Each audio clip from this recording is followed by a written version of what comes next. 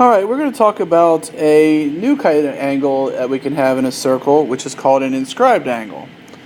Now, an inscribed angle is formed by two chords that intersect at a point on a circle. So if you look at our example here, I have chord AB and chord BC that intersect at B, and so they create an inscribed angle. It's an angle that's basically inside, and they inside at a point on the circle. So ABC would be an inscribed angle. Now what they form is they form an intercepted arc. So very similar to what we did with a central angle, if we extend our angle, you'll see that it intersects this arc here. And this arc here is what's called the intercepted arc. It's the arc that the angle intersects. So angle ABC will be the inscribed angle, while angle AC is the intercepted arc. And the most beautiful thing about the inscribed angle and the intercepted arc is they have a relationship. And the relationship is stated in this theorem. If an angle is inscribed in the circle, then the measure is half the measure of its intercepted arc. So the angle is half the arc if it's an intercepted arc and it's an inscribed angle. And vice versa is true as well. The arc is double the angle. The angle is half the arc, and the arc is double the angle.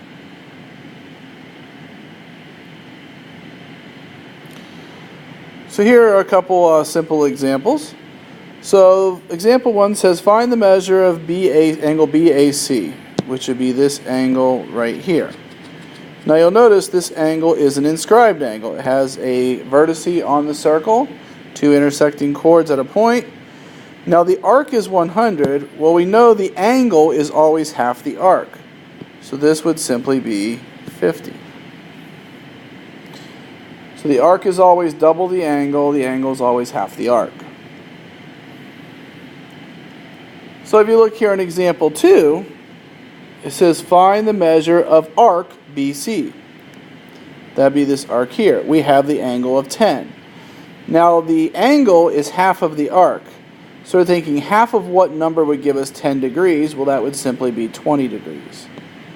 So the measure of the measure of arc BC is going to be 20 degrees.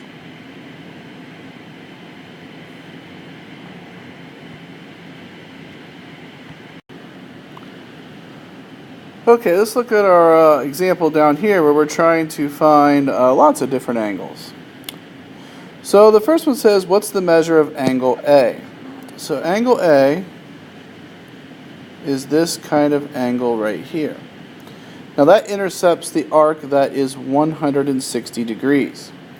So we know if the arc is 160, the angle is half of that, so angle A would have to be 80 degrees.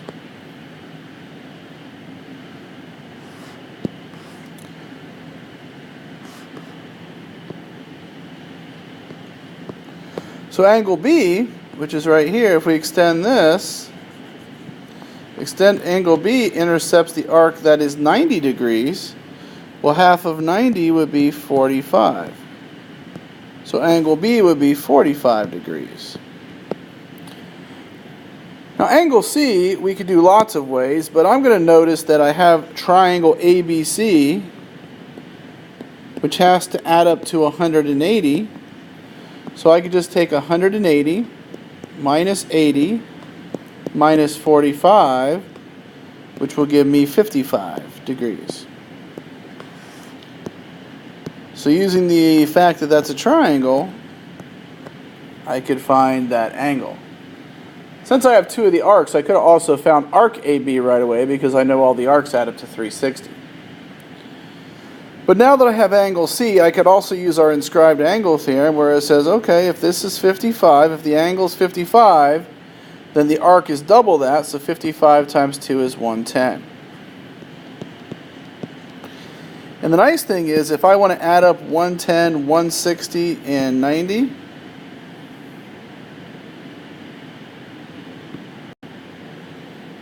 I get 360, which is the sum of all the all the arcs in a circle. Now one other little theorem in here that says if two inscribed angles of a circle intercept the same arc, then the angles are congruent. So if you think about this inscribed angle, BAC, it intercepts arc BC. But angle BDC also intercepts the same arc. Well, so since the arc is double the angle, basically both the angles would be half of whatever this arc is. So if the angle measures are the same, then the angles would be the same. So that would say this angle here would be congruent to this angle here. They are the exact same.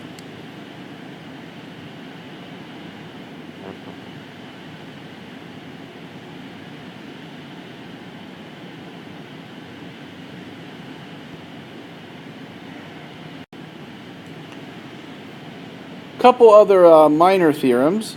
This theorem says an angle that is inscribed in a circle is a right angle if and only if its corresponding arc is a semicircle. So what it's saying is this angle, which is our inscribed angle, ABC, this is only a 90-degree angle if the arc is half the circle or 180. But that should make sense because the arc is or the angle is always half the arc. So, if the angle is 90, the arc would have to be 180, which would make it a semicircle. So if you have an inscribed angle that intercepts at diameter, then you have a right triangle, or right angle anyways, with this 180-degree arc.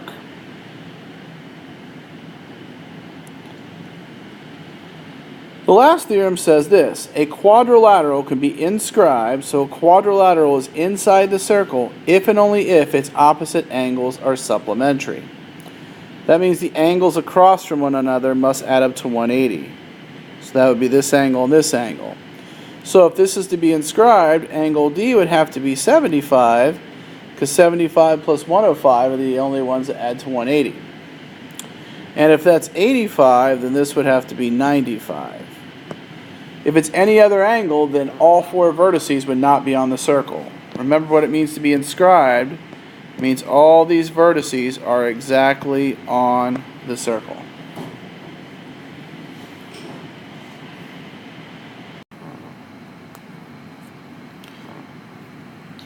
So let's look at this example over here. So we have this quadrilateral. 130 and 70, the opposites right here. Well, 130 and 70 equals 200.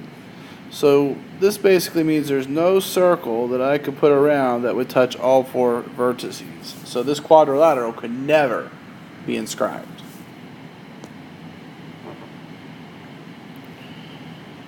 Okay, example 4, let's look at our kind of figure here and see if we can't figure out the different things that we're looking for. So the first thing says, what's the measure of angle A? So here's A, so I'm going to extend it out so we can see where it intersects. So angle A, which is inscribed, is going to intersect the 80-degree arc. So since the angle is half the arc, this angle would be 40 degrees. So angle A is 40. Now angle B, if you extend it, B looks like it intercepts the same arc. It also intercepts arc CD. And so our theorem said if we have two angles that are both inscribed that intersect the same arc, then the angles are the same. So this one would also be 40 degrees.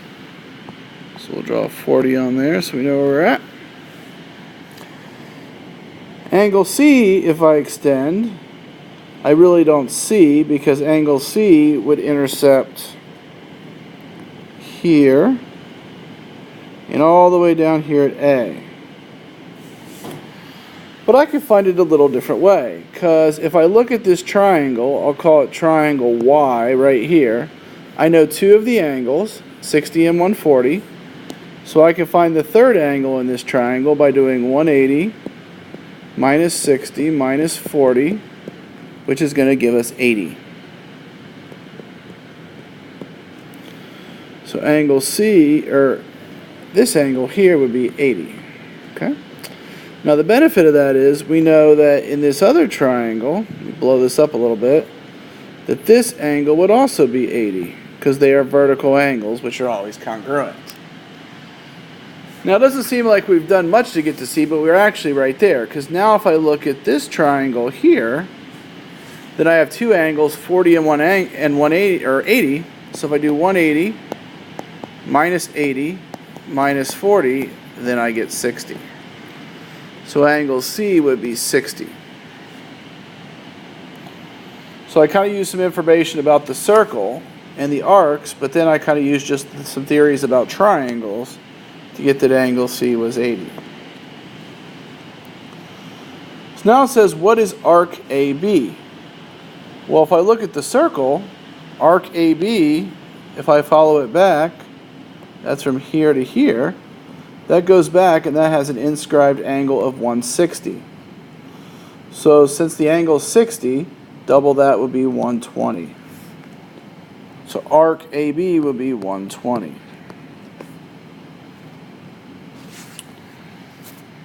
Now the last we want to find is arc AD, which is over here on the right hand side. So I want to find this. Now, I could do this a couple ways. The easiest way appears to be, because I don't really see an inscribed angle for it, is I know all the arcs in a circle equal 360. So if I take 360 minus the 50 degree arc, minus the 80 degree arc, minus the 120 degree arc I just found, that will give me my remaining arc, which should be 110.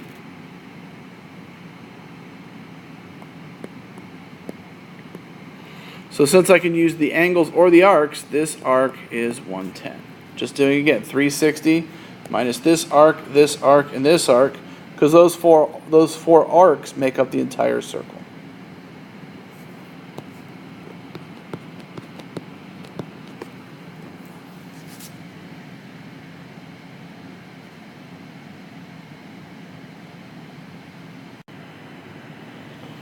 So let's look at our last example where we're trying to find A, B, and C.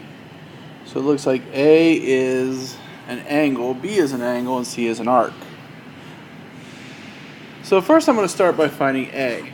Now in this case, if you look, A is a central angle. It starts in the center and goes out to this arc.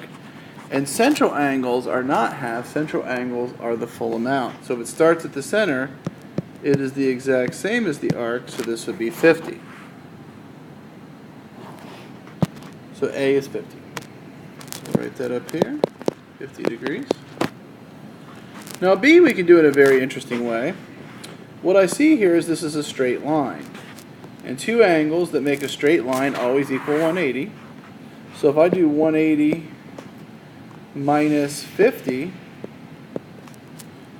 and then I know that has to be 130. So this angle, B, is 130. So these are using central angles, angles that start in the middle, versus our inscribed angles that we talked about before.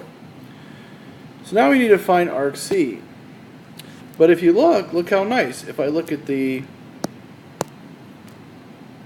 B I just found and I extend it out, then B cuts that exact arc of C.